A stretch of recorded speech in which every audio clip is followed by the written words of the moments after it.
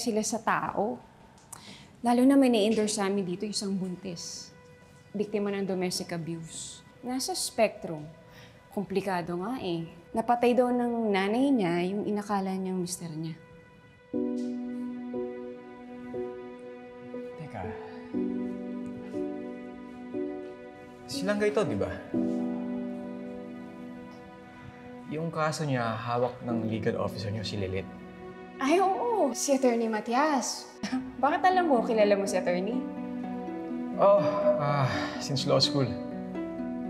Kilala ko na si Attorney Matias. Magaling yun. Nakakatulong kay Langgay. Kumusta? Ano niya na kakayanan yung mga nangyayari sa buhay niya ngayon? Kailangan ko lumabas. Hanap ko, Nay-Nay! Nay-Nay! Gigising sila. Nay-Nay! Nay-Nay, ayaw ko! Nay-Nay! Balik na tayo sa bed! Nay-Nay! Nay-Nay! Nay-Nay! Gabi-gabi na, inis mo. Kailangan lumabas si Nay-Nay. Kailangan ko lumabas. Hanapin ko si Nay-Nay! Hanapin natin. Alalabas na nga ako. Kailangan ko sana hanapin si Nay-Nay. Hanapin ko si Nay-Nay. Igay, tutulog na sila. Ha? Kailangan ko hanapin si Nay-Nay. Kalabas kami na. Nay-Nay! Igay, tutulog na sila. Okay. Na sila. Halika na, tulog na tayo. Wala lumabas. Ibon ba yun? Ibon, oh!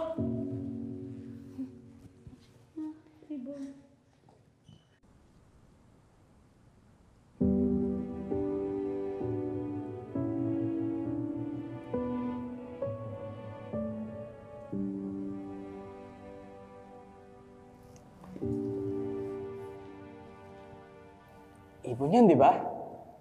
Sa'yo na to kung makikipagkaibigan ka sa akin. Ako nga pala si Bonnie Langgay. Bonnie. Magic! Magic, Ibon! Wow!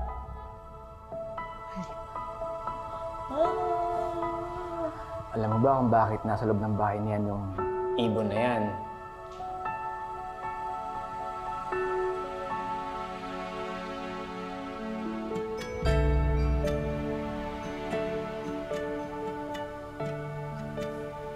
Kasi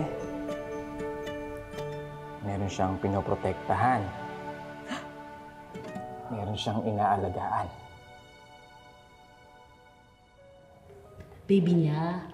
Tama. Baby niya. Baby na ibon. May baby din ako. Parang ikaw, di ba? May baby ka dyan? Sa'yo na rin yan. Kaya kung stay ka sa labas, at makarating ka sa kalsada, delikado, baka mapahamak ang baby mo. Masasaktan si baby. Pwede mangyari, Langgay. Parang si Nay-Nay. Bawal din siya lumabas. Dahil sa akin. Yung araw, gabi, my son, my moon. Mag-isa, Nay-Nay. Kawawa, Nay-Nay. Kawawa, Nay-Nay. Kasalanan ko. Kasalanan ko.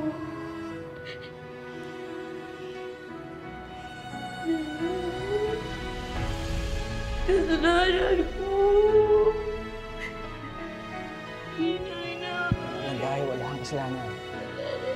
Wala kang kasalanan. Kasalanan ko.